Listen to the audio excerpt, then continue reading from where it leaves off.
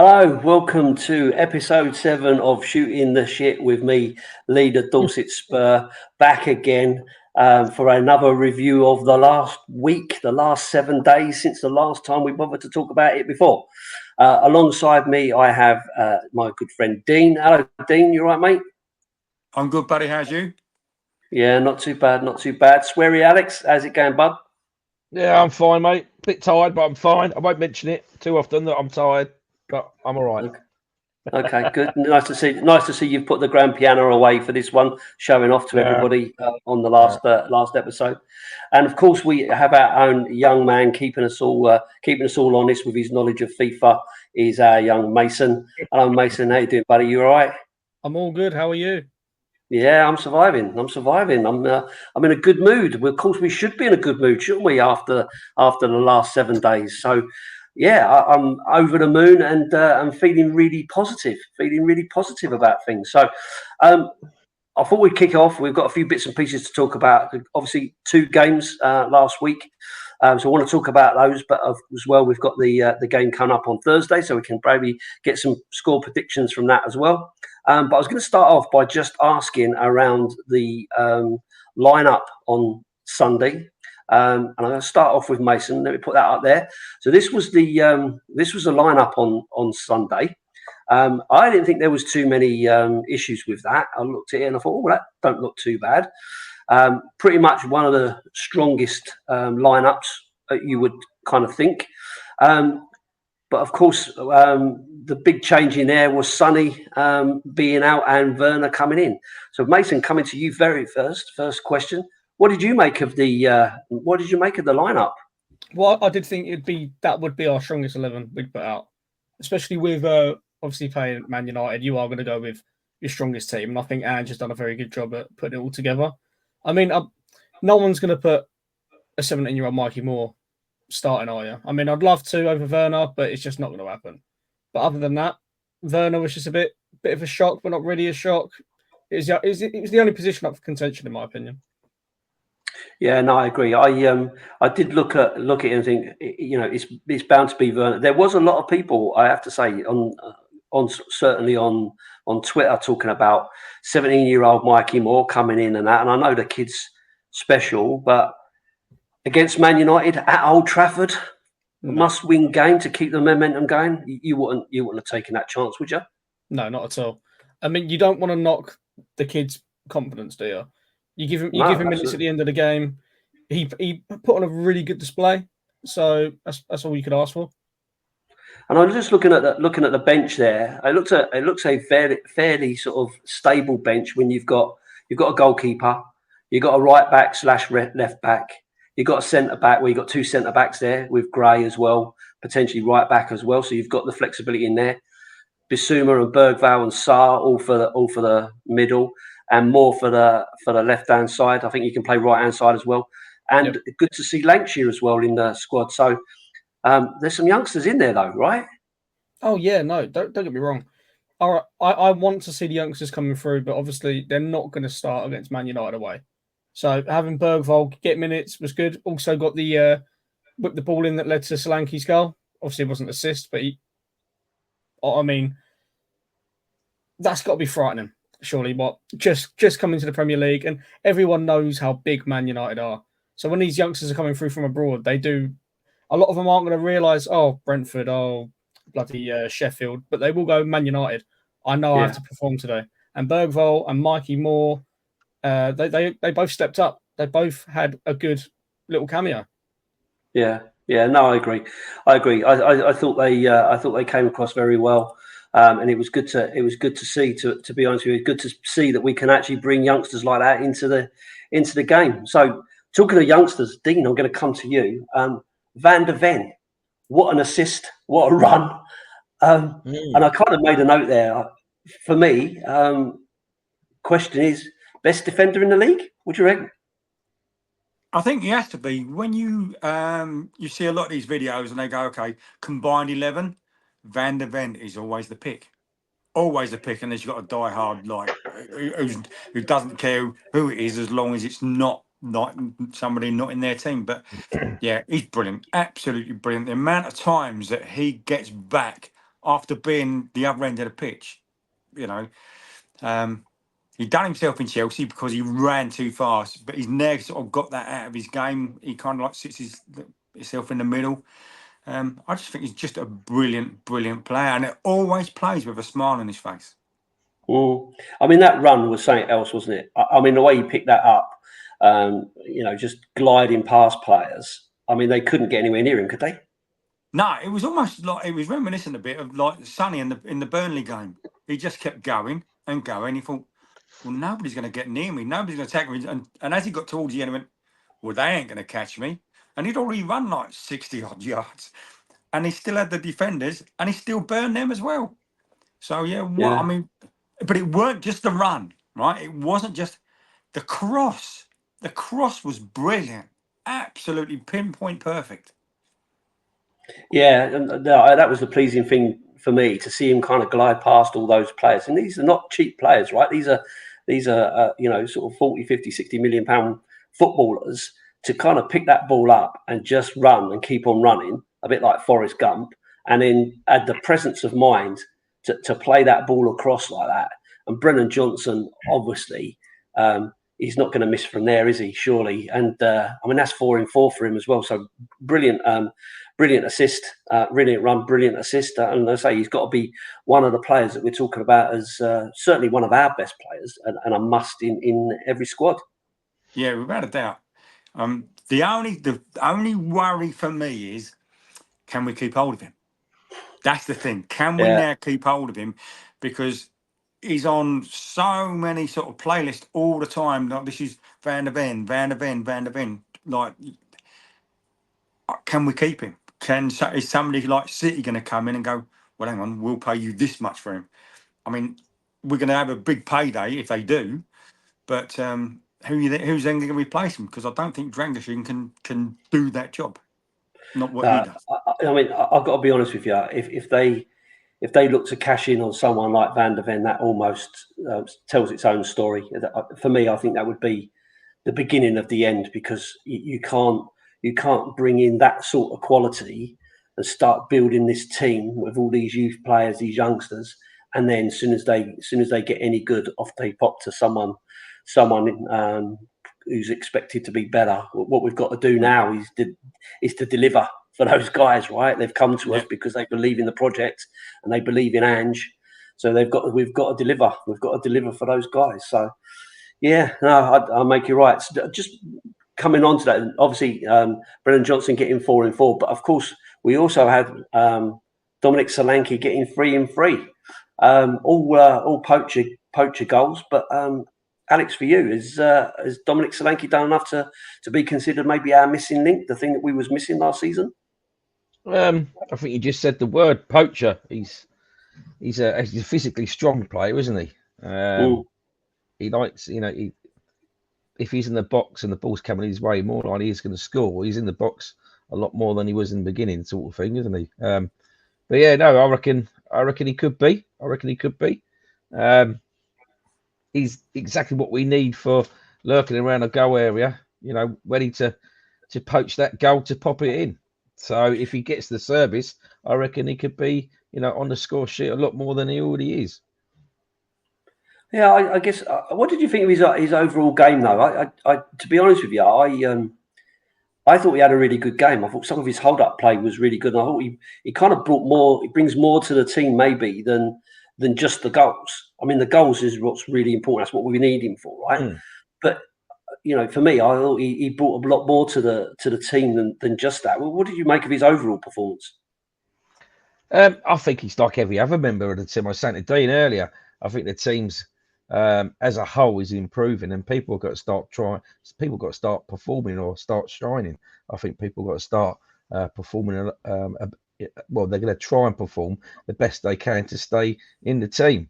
So I think his performance was good, like everybody else's, though. To be honest with you, I thought it was a good game, a good all-round performance, and he kind of he just fitted in there, and I guess it kind of goes under the radar. If all the team are playing well, kind of goes under the radar. But I thought there was a few plays in there that could have been the man of the match. To be honest with you, But talking to someone who I've been highly critical of, and I'm not convinced about, but I thought had a better game despite missing 2 sitters. So you know what I'm going to be talking about.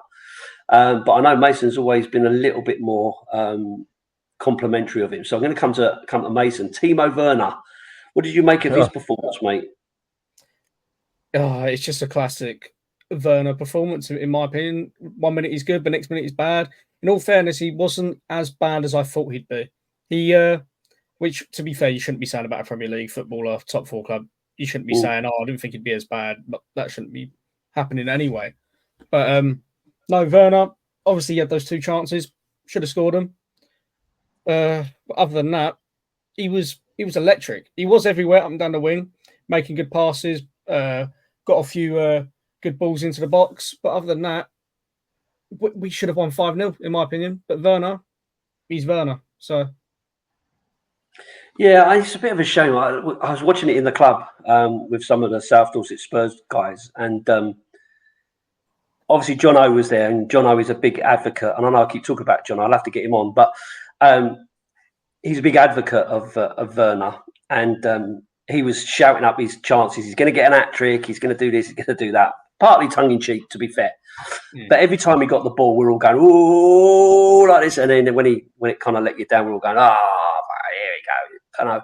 But if I'm being honest, I thought he probably had one of his better games in terms of he was always showing. He was trying to get beyond the player. He was trying to cross the ball. It didn't always work. I just wonder, do you think that the misses as such, is that just confidence, do you think? Do you think if he gets one that will give him more confidence? No, I don't think He doesn't look. I've Just- just butted in. He doesn't look. Sorry, Mason. He doesn't look comfortable though. When the camera was panning in on him, he looked a bit cross between frustrated and a bit lost. Everyone else saw that. Would you concur about that, Dean? Yeah, I think if it was me again, I am a Werner fan. Same as Jono, really. The amount of space and the amount of times he got into the right place and took defenders away, created the space for others. He's not a shit player. He just isn't. You know, he makes them runs. A lot of the time he won't get the ball, but the way him and Udogie was playing, they done that like interchange, and then he should have put that when he soon as he turned and opened up his body, Onana knew where he was going to go. So he's not got the instinct that Sonny has. So if you're running down the wing and you go, right, I'm now turning my body, I'm opening my body up. He knows he's going to put it to like with his right foot, and he knows he's going to put it to his right. So it's quite easy to get to. But as soon as he gets that out of his mind all the time, and doesn't try so hard to take that shot to make the perfect goal. I mean, look at something. A towing, same as Kulusevski, up in the air, improvised, because the way the ball was supposed to go, it didn't go, improvised, and it went. So as soon as he gets that out of his mind, and I haven't scored yet, I haven't scored yet, I haven't scored yet, then it'll start to flow, because he is a good player. You watch his brain go, right, I'm going to do this, I'm going to make this space, I'm going to make that run. Sometimes the ball don't come. Whether the ball doesn't come because they're not confident in his scoring ability, so they'll pass somewhere else and try and make like a better pass, like to say Johnson or Solanke when they're marked, whereas Werner's made his own space. So once that comes, I think you'll be flying, because he is a good player. You just got to watch him. You know, you just watch his runs, because you don't see him so much. If you watch him off the ball, he's always making runs. He's always sort of pointing there, but the ball doesn't come in. So sometimes he then won't make the run, and then the ball will come in, and they go, "Oh, why don't you make the run?" Well, I've done it 4 times, but it didn't come. You know, so once he's got to get out of his game. So you think the finishing? Do you think the finishing is a confidence thing then? Yeah, without a doubt. Without a doubt. You look at a lot of the strikers; they can go off the boil. Look at Sonny. Sonny used to do it all the time. He'll cut in from the left, and then boom, hit it with the right, and it normally nestles in the top corner. How many times this season have you seen him cutting from the left and then pass it right? He passes it rather than shoots. All right, it's come off for us a few times, but normally he'll go cut in, bam, first time, but he won't cut in, touch. So there's some again. He's not playing how he used to play. And I was sitting with Alex at the Carabao game when he went off, and I said he's been touching his hamstring for the last 10, 15 minutes, and he should have gone off. Yeah. He kept going, he kept sort of grabbing it and sort of rubbing his hamstring. I said, Sonny needs to go off. He needs to sort of switch. But you know what he's like. I mean, he played with a broken arm at Burnley. So what you gonna do? Yeah. Woolwich have just scored. Abu. Who Boo. cares? Who Yeah. cares? But, you know, I'm going to go a different route. I don't think it's a confidence thing, just because Werner was the same at Chelsea, and he was coming off the run of winning the Champions League. Oh, he's well offside. I don't think it's a confidence thing at all. What, you think he can't shoot? No, I think he can. Obviously, he can, but it's just in his mind. He doesn't doubt himself in terms of having a go on goal.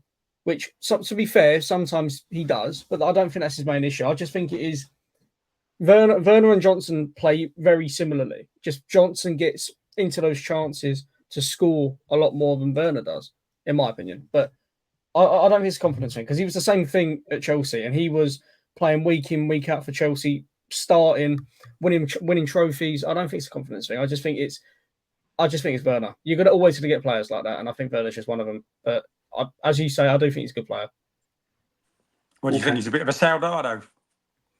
Yeah, 100%. Sometimes some players just don't work, right? Some players just don't work, right? So maybe it's like Lo Celso, right? Lo Celso, everyone's talking about how good Lo Celso is scoring. I think he scored 4 goals or 5 goals in the last sort of 4 or 5 games, and they're all talking about how great he is and how it was a mistake to let him go and that. Well, you know, he was at Spurs for how long? And he was pants the whole time he was there. I don't care what anyone says.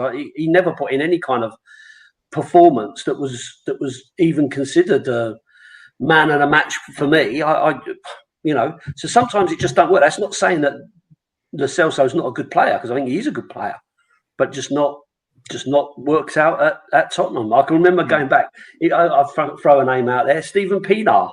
Yeah. Stephen Pienaar played bloody brilliant for Everton. Great player. Came to Tottenham. He was pants, absolute pants. Couldn't get anything from him. So, you know, sometimes it works. Sometimes it doesn't. I'm going to move on to. I'm going to ask Alex next, right? But and this kind of links in a little bit, right? Kulusevski, right? Oh. Now we picked him up from Juventus as a B team player, not going anywhere and all the rest of it. For me, I think he's been one of our best players. Alex, what do you reckon? I think yes. I mean, you're right. It's the other side of the coin, isn't it? He's exciting every time he gets the ball. You watch with excitement. What's he going to do?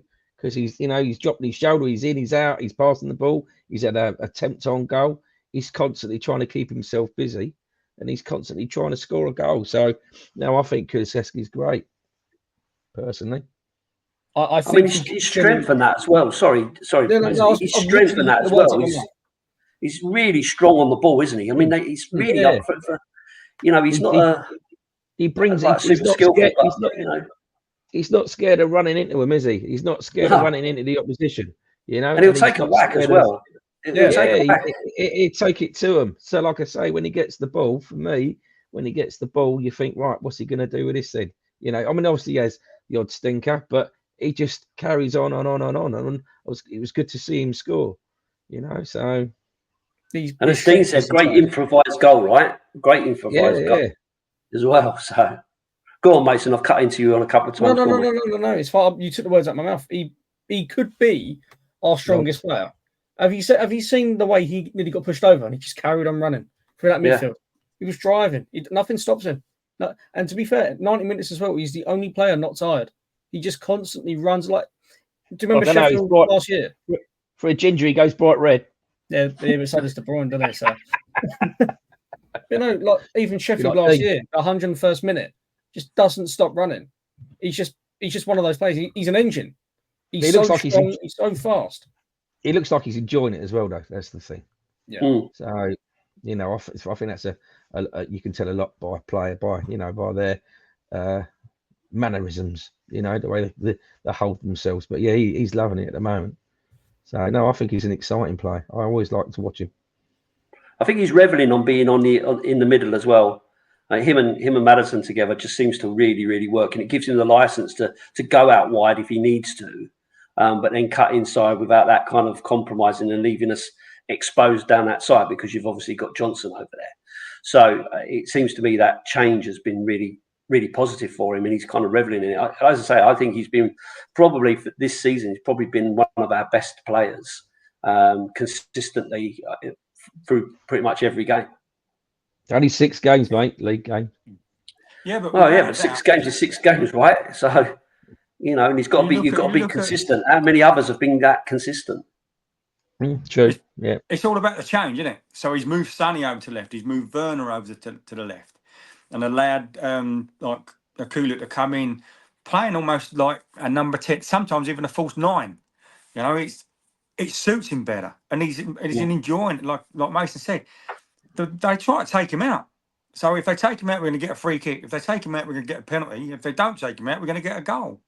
Where he used to play a lot of the time, and then sort of try to cut in, he doesn't have to do that now. He's where he wants to be. If he's cutting in, he wants to go towards goal. Now he hasn't got to cut in so much. He can go straight to goal. Yeah, no, I agree. I think the move into the centre has been really successful for him. Dean, just staying with you, Mikey Moore. Obviously, we've touched on him at the start about the fact that he's in the squad. He's obviously a talent that Tottenham want to keep hold of, and they want to develop him and so on. But he's not getting lots of minutes, right? But and to be honest with you, I probably wasn't expecting him to get too many minutes at Man United. But he seemed comfortable, and that opportunity at the end. So for me, for you, are you looking for him to get even more minutes? Do you think he's someone who we should be getting in the starting 11 at some point? He will. You don't want to blood him too early, because like I say, he's only a young kid, isn't he? He's 17 now, just turned 17. Yeah, just 17, just 17. Yeah, so it's completely different from being in the youth setup and then into like the under 21s or whatever, because you're still playing like against kids, if you know what I mean. Whereas you go up against somebody like Van Dijk or whatever, they can smash you up, and then that can do your confidence no good at all. So it's all a confidence building thing. So I see him sort of getting more and more minutes as he gets like better and better and more confident around people. And you still got to make sure that you've got that connection with the rest of the team, and you won't get that until you play more and more minutes. So it's kind of like a catch-22 thing. So yeah, no, I agree. Mason, what are you making of it?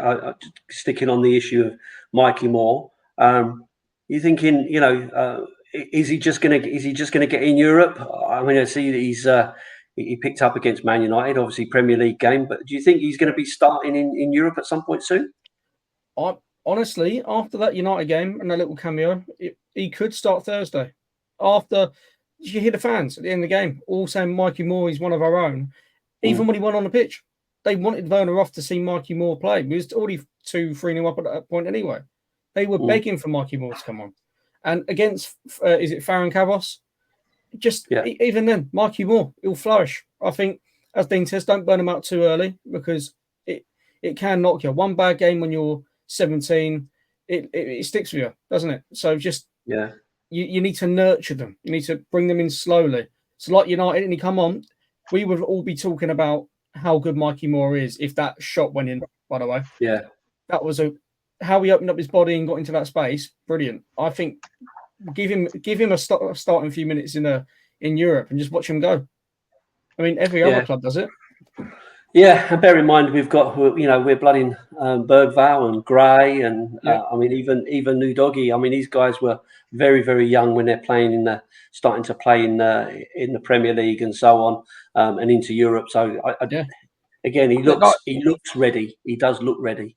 Yeah. Like I said though, Lee, I mean, everyone's really playing quite well. So positions in the team are going to be far few between. So any minutes that they get will be a result for them personally. So if the bar's set that high, then they've got to do something very special to get a look in next time round. But break them in gently, Dean? Do you concur? Mm-hmm. I do concur. Yeah, good. So anyway, listen, there was obviously one big controversial, and I put that in inverted commas, controversial moment in the game with Bruno Fernandes being sent off, his first sending off apparently, which is Shame. It seems a bit of a mad thing to think when you think about how bad he is at kind of falling over and cheating and that, because that's all I see of the guy. Great footballer, but for me he's a cheat. But got sent off, been overturned today. I've just read, which really surprised me. So I was just going to go around the room and gauge your views. Dean, for you, Bruno getting sent off, right decision, wrong decision? It was definitely a yellow, probably more of an orange.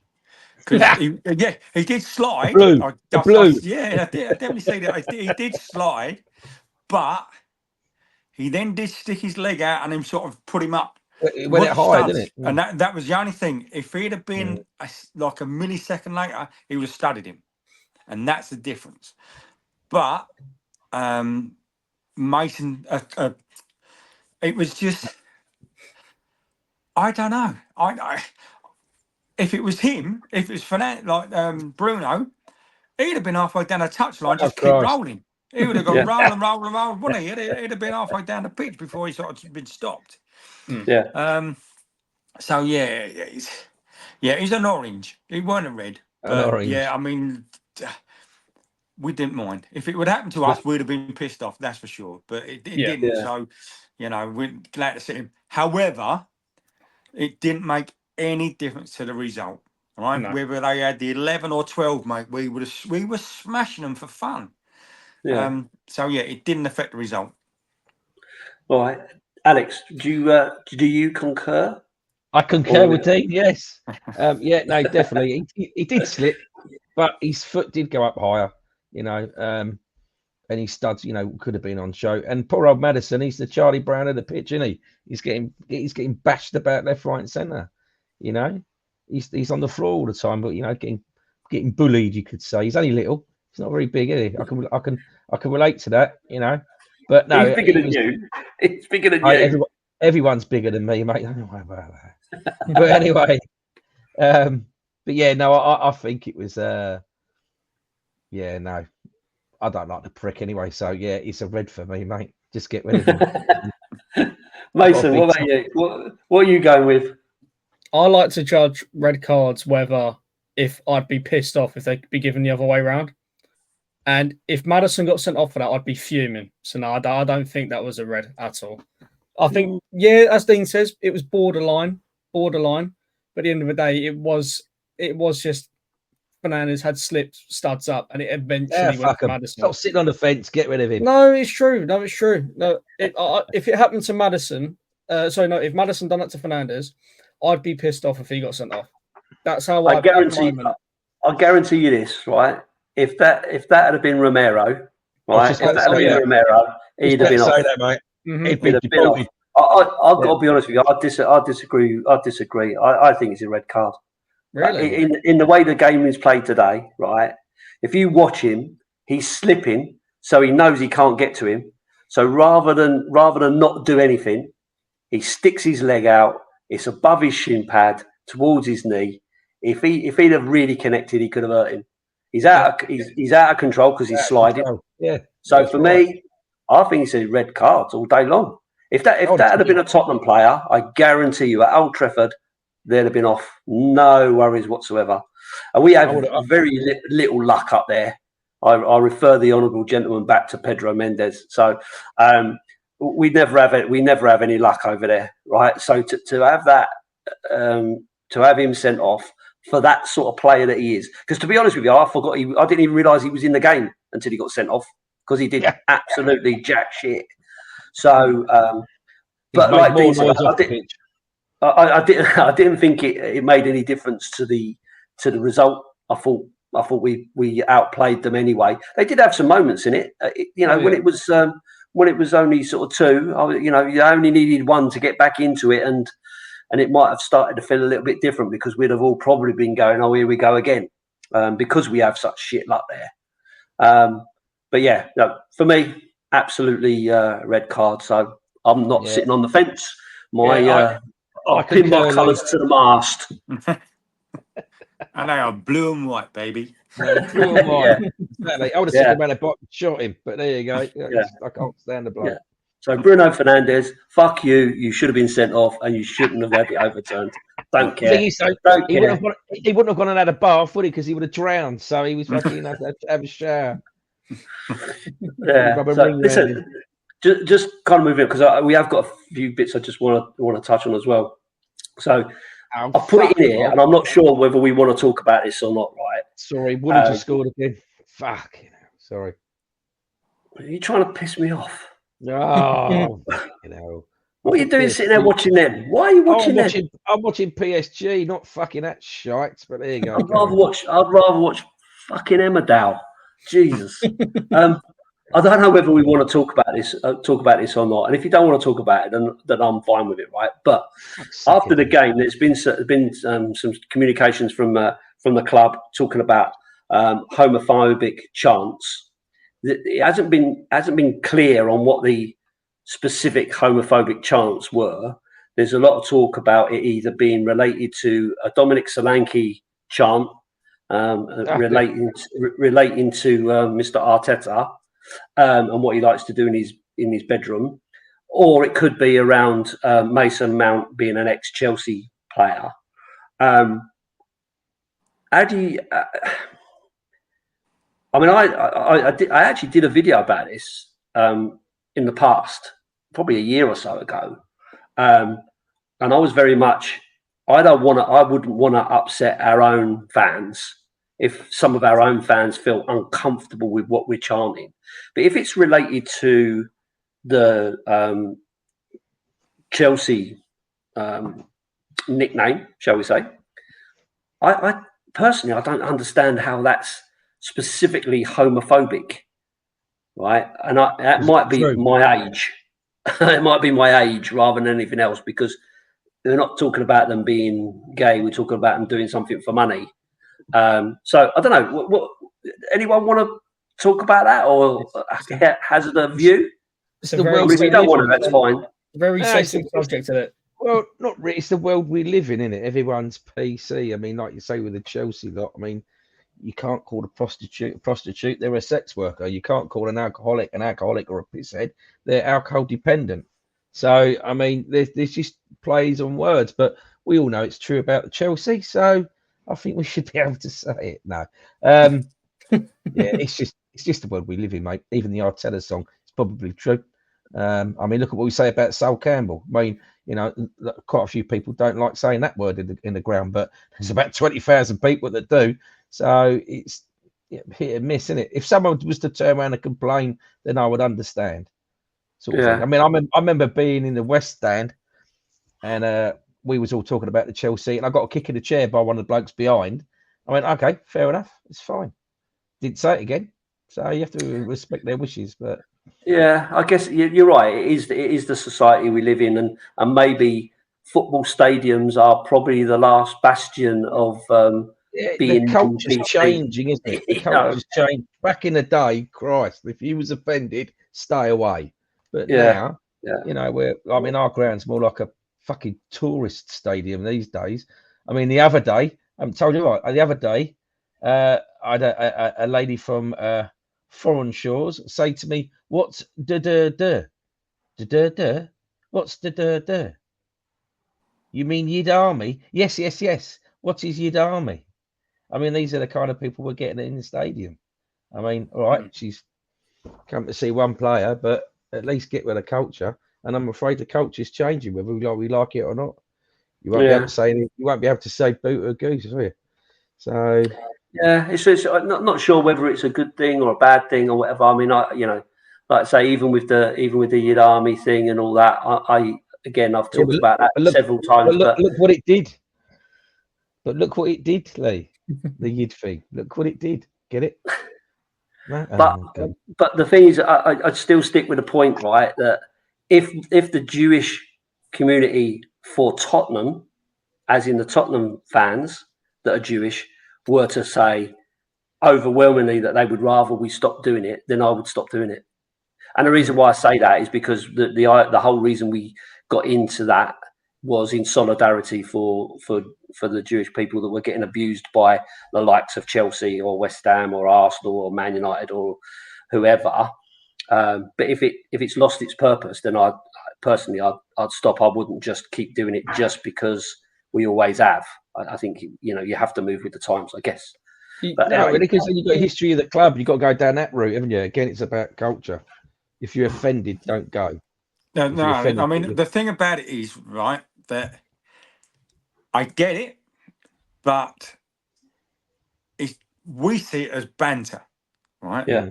We see it as banter. It's a song somebody made up about, but like Lee said, if people then get offended by it, and the club come out and say, this can't happen, then it shouldn't happen. As much as, we think, it's just a laugh, it's a giggle, we're only taking the piss out of Arteta and it's like just something. Nobody knows what goes on behind these closed doors. And same with Mason Mount. It's just, but if the club turns around and say, look, you sing it, you'll get banned, it's going to stop. It's as simple as that. Yeah, I just think on chances, like a chance and stuff in the ground. I'll tell you the one thing that really fucks me off. Unless we're playing them, why are we singing about fucking Arsenal? You get a few people in the ground that have got fat gobs and it's their first fucking game, and they start going, stand up if you hate Arsenal. Fuck off, we ain't playing them, you prick. We're playing fucking Carabag or fuck Arsenal. Stand up if you love Tottenham. I get that. Let's sing that. Let's not fucking talk about the Arsenal. Don't care if they're not there. We don't, you only sing them when they're there. Yeah, no, I absolutely agree with that. I'm a great advocate for sing for your team, sing for your players, and don't worry about anybody else. We're not Chelsea, we're not Arsenal, we're not West Ham who continuously just sing about Tottenham. They sing about Tottenham more than we do. So I don't want to be like that. I'd rather we supported our own teams anyway. But that's just getting a bit heavy. But I did feel it was worth touching on because I think, you can't ignore that kind of thing. You like to say culture and so on. But for me, I want my own fans to feel comfortable to be standing alongside me, regardless of where they're from or what their preferences are or whatever. And I wouldn't want to upset them. So, but that's just me anyway. So listen, we got time's ticking on, but I did want to talk about the game against Karabag. And what I wanted to start on with again was the lineup, and I was going to come to Alex. I'll put it up here. There you go. So that was the lineup for against Karabag. And the reason why I'm coming to you, Alex, is because obviously you said to me in the previous game against Coventry that your preference was to go strong and then take the players off. Is that was that lineup okay with you? Was you okay with that? Did you feel that was more in line with what you wanted to see? Bit of a mixed bag, wasn't it? Really, it was. Yeah, I'd say. I did want to see a stronger team than we played the other lot. But yeah, I was happy with that. I was happy with that. I was happy with the game. So yeah. So you did. I mean, like for me, I wouldn't have made it. Go on, sorry. Some of these players in there. I mean, you've got Vicario in there, you've got Van der Ven in there, you've got Son in there, you've got Solanke, you've got Johnson, you've got Sarr, you've got Bissouma. All of these players are regular first team starters or have been regular first team starters. They're not technically fringe players. So for me, I felt that we probably went as strong as we could. Do you think it's given the rotation? Do you think it's showing that? Did it even show that he wanted us to see him taking the cup a bit more, or the event, the tournament a bit more seriously, or do you think he changed the team because everyone was saying that the last team was a bit weak and he's got it all wrong? No, I personally think he was looking at each game and trying to rotate players and give the right players a break and that, but still get the right balance. Because I mean, you've still got Maddison, Udogie, Werner, Porro, Bendencourt, all on the bench there as well. You've got some good substitutes. Kulu's on there as well, but as well you've got Moore and you've got Lancashire as well as that. So for me, I just felt it was quite a strong lineup and a bit more in line with what we was expecting. I personally still went with Porro opposed over Gray, only because I was expecting Davies to be in there and I wanted to be as strong as possible. But personally, I didn't think that Gray had a bad game, to be honest with you. So. Dean, what did you think of the lineup? Are you happy with that? Yeah, I think so. It's a strong team and a strong bench. I mean, so when Qarabag look at that team and go, yeah, that's a strong team, then they look over the bench and go, wow, and they've got stuff to bring on too. Again, it's a psychological thing as well. Us for fans going, well, if that don't work out, we can bring people on. But we played well. Dragusin though, shit me, mate. How many times? How many times is he? Well, that was my next question. Over Keane for you, Dean, as well. Did you think he deserved sending off? He should have been there without a doubt. You can't. He got it so wrong. He thought he had more time than he did. And I can't remember the guy's name that went past him. Janino, is it? Yes, him. Yeah, he does it every game. That's where he plays. He always plays on the shoulder of the last defender, and he's always turning them in. That's his game plan. But if your job is to be like the centre back or the last man stand, you've got to know who you're tackling. You've got to know what he's doing. Same as a keeper. You know who penalty takers are, so you've got to know cotton on roughly which way he's going. For Dragusin not to know that that's what that guy does and then to dwell on the ball, if you're not ready, bush straight back to Vic. Don't dwell on it. Yeah. And then once he's done that, he's got nowhere to go. There's no one behind him, and the only thing he can do is either drag him down, wait for him to get in the box and give a penalty, or just make him make a decision. Let him go for goal and just trying to put him off at the last knocks. But or jump on him. Or just so let's have a piggyback and get me sent off and put the rest of my team that are under pressure as it is and have got so many games to play in like the next few weeks. I tell you what I do. I'll put us all down to 10 men. Fuck me, mate. Like I said to you because before, you knew that was coming, right? You knew. He must have known that if he does that, he's off, right? Because he's last man. And he's chasing back. He's obviously going to go off for that. But we've said this before. Most footballers, they're so fucking thick, right? They're lucky to string a sentence together. That's why most of them don't get on like the end to do an interview, because they can't string a fucking sentence together. It's because they're lucky to get a job in McDonald's if they couldn't play football. They'll go, duh. And they just do stupid things. We'll look at going, don't do it. Leave him up. Why are you... What? Oh, for fuck's sake. It happens all the time. You know he's going to give away a free kick. Don't touch him. We're going to... Oh, nice one. Free kick. They do it all the time. It's just your beggar's belief. Yeah, I mean, to be honest with you, I thought the ball was played back to him. If he'd have used a bit of common sense, he could have knocked it back the other way, or he could have knocked it to the goalkeeper or whatever. He dwelled on it. He made a mistake. He made a mistake. Have it out. But once you've lost that ball in his picture pocket, you can't be dragging someone down. You're better off to just keep running with him, and hope that Mickey van der Ven can, bust the gut to get there, or Vicario closes him down, or something like that, right? It's in his fucking name now, isn't it, Lee? Let's be fair. Drag him down. Fuck me, mate. Let him go. Let him fucking go. And then try and sort of, make him make a move.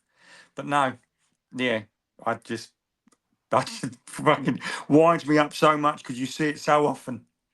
Well, we're not Man United fans, are we? So we're all happy that was a definite sending off, and yes, and we're not sitting on the fence for that one. Mason, just coming to you. Johnson, 3 goals in 3 at that point. Now 4 goals in 4. for you, has he turned the corner, or do you think we should be expecting more of him now? He turned the corner as soon as he played Brentford, in my opinion. His game just looked so much better. I mean, the last time 10 days ago, we filmed another podcast. Since then, he has had 4 goals and 1 assist. That's a goal contribution every 2 days. No, he doesn't play every 2 days, but since then, he has had 5 goal contributions in 4 games. He's very important for us, and he's a good player. I don't see how people can doubt him so much. I get at the start, a bit shaky, wasn't looking too confident, but he's got his confidence back now, and he's putting up the numbers like he did even faster than what he done last season. Yeah, for me, and again, he had another one come off the post as well, and he's had a couple of other really good close opportunities as well. So it's not like it's a one-off, right? No, I don't think it's a one-off. I think we'll see that going until he's burnt out or he'll carry it through to the end of the season. I have a lot of confidence in Johnson this season, and he has shut a lot of people up. No names, but quite a few people online have been turned down in volume. They're nowhere to be seen now that Johnson's turned up. So, your mate. Oh yeah. Yeah, it's interesting in the Man United game. Again, they cut to his dad sitting in the stands, and his dad was sitting there with a massive smile on his face, and that look as if to say, "See, that's what you're talking about. That's what I'm talking about. That's my boy." And I felt really, really chuffed for him to do that, to be able to do that. That he's ridden that wave of criticism. And kind of come out the other side. You know, undoubtedly he's going to have poor games again. Undoubtedly he'll have quiet times and stuff like that. But I think he has been able to show that he has quality. And the fact is, everyone before was going, "Oh, it's only Coventry. Oh, it's only Brentford, right? Oh, it's only Karabakh." Now it's Man United. Let's see what he can do against Man United. He does it against Man United, and what we're getting now is. Yeah, but this is a shit Man United side. Yeah, exactly. A shit Man United side. A shit Man United side that won the FA Cup last season against Man City. So you know, I get it, but he can only score against the teams that are in front of him, and you know, it'll be difficult. It's difficult for anyone to score against Man City. It's difficult for anyone to score against Liverpool. You know, so and hopefully he will get those opportunities and they'll come his way. Yep. So you know. Okay, so Alex, just coming to you. I was looking at the stats for this game, and I did feel like there was a lot of opportunities for Karabakh. In the end, it wasn't that the 3-0 scoreline could have been a bit different if they'd have had their shooting boots on with a bit of quality. Bearing in mind that they missed a penalty as well, but we still had 51% of the possession in that game with 10 men. You happy with that? Well, you like a stat, didn't you? Well, to give it to the old carrier bag people. They were probably knackered because they had to walk to the stadium, weren't they? They were a bit late, weren't they? So, we do that every time. We do that every time, don't we? They could have popped into LTs and had a bit of a sing-song with DJ Dell. Well, I thought the old Bill did a great job blocking them off and making them walk all the way back to the ground, sort of thing. But no, I think you can't take it away from them. They did have plenty of chances, and they played obviously to the best that they were going to be on that night. But again, because we're more structured now, we had a strong team. 51%. Yeah, I'm happy with that, mate. I mean, bear in mind we're like 60% plus in most games now, aren't we? So I was going to say 60%, 65%, and not having a result, or I'm happy with 51% and coming away with a result. But yeah, God bless the bus drivers. That's what I say. Mason, just coming back to you, Archie Gray. Archie Gray is Archie Gray. Bloody hell. Playing at right back. What did you think of his performance? I don't know who got man of the match that game. I can't remember.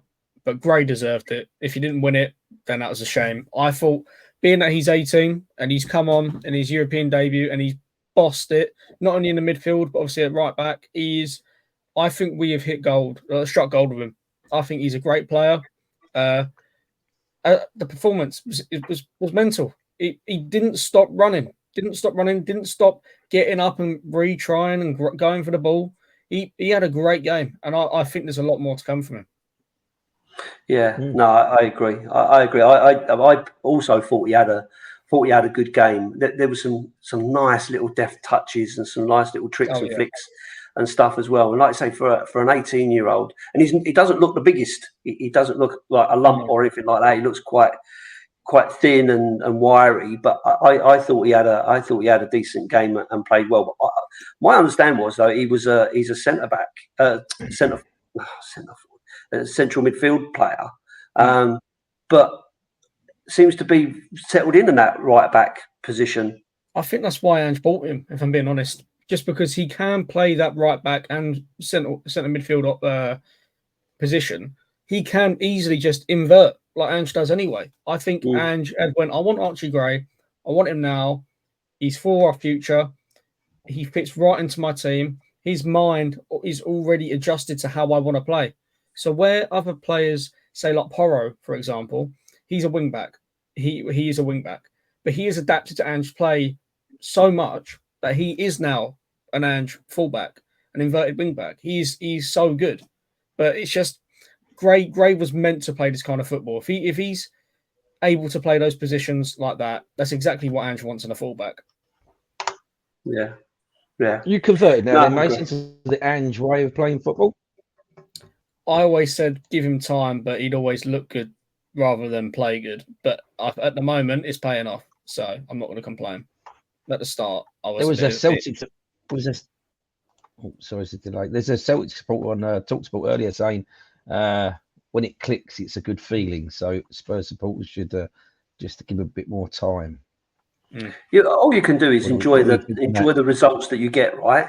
Like if you have a bad, and I always say this, right? If you have a bad game and you're losing, yeah, okay, be disappointed, be annoyed, be frustrated, whatever, right? But when you have a good game and you win, it don't matter who it's against, in my view. If you get the result, then you should be celebrating that, and you shouldn't be ashamed to celebrate winning. Like I honestly don't get negativity from people turning it into being a Levy lover or a happy clapper or whatever thing they want to throw at you. For me, I'm just a realist. I love my club. I want to see us do well. I want to see us win. I've seen so many false dawns that I'm happy to take a good result when I see one and enjoy it, even if it's last minute wins against Coventry or a great 3-0 win against Man United. I'm happy to take them all. Whatever it is.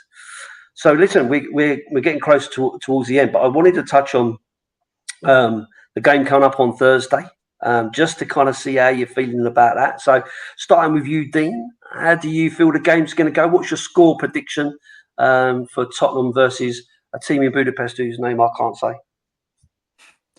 Starts with an F. Yeah, it's if you'd have asked me a few weeks ago, you go, "Oh, mate, I don't know." You weren't here.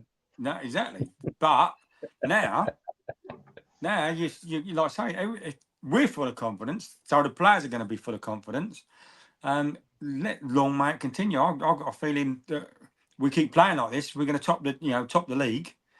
Obviously not the Premier League, but the Europa League. Never say never. No, but and then sort of bring it back home, and then we're away to Brighton. So yeah, all good stuff. Why not? I think we'll beat them. I'm hoping we keep another clean sheet, which would give us more confidence. So what's your score prediction? 2-0. 2-0. Alex, what are you saying? I think it depends on dare I say, who's going to put on the pitch. But no, I reckon we're playing with a bit more confidence. I concur with Dean. We've got a strong team. Confidence is high. I reckon we'd go for a 2-0 victory. You can tell us all about it with a live stream, Lee. Yeah. I just wanted to come back on your there. You're saying it depends on the team he puts out. What do you think? Are you thinking he's going to go super youth, or do you think he's going to do a bit more what he did previously against Karabakh? Do you think it'll be a bit of a stronger mix? In my experience, mature people are a lot more better at things. So I reckon you should put a more senior team on, and then playing it safe, take them off and put the new boys on or whatever. So I'm hoping he's going to put a bit of a more experienced team up front on first. and then So work back. if we can win this one, get on top of the group, buy ourselves a little bit of gap between those Yeah, I think so. and the rest, I mean, and see how we get on. apparently, I mean, we're odds on winning winning or coming top of the table. So, you know, other people must know things that we don't. But yeah, I reckon we're going quite confident. I reckon if we play with a senior team, we should pull it off. And yeah, on to the next one. So, are we going to get a full house from you, Mason? Are you saying a win for Spurs? And what's your score prediction? He's a miserable git. Look, here he comes. No. I'm going to go a bit more extreme than the other two. I reckon it's going to be an absolute thrashing. 4-0 or a 5-1 I'm going for. Just because we're going all-time confidence right now. I mean, to be fair, I sound a bit too confident. But last week I said there's always a mistake in Spurs. I'm going to go for a 3-1. To be fair, we got a mistake, but we didn't concede. So so you think Ferran Cavroche are going to beat us 3-1 then? No. I reckon we're going to absolutely batter them. But no, going on Dad's point, I think the front three, Mikey Moore's got to get some minutes unchanged with Solanke and Johnson, maybe even Lancashire. Just give him a few minutes. Midfield unchanged. Defence, you're going to have to change now. It's either going to be Davies or Romero going in at the centre back role.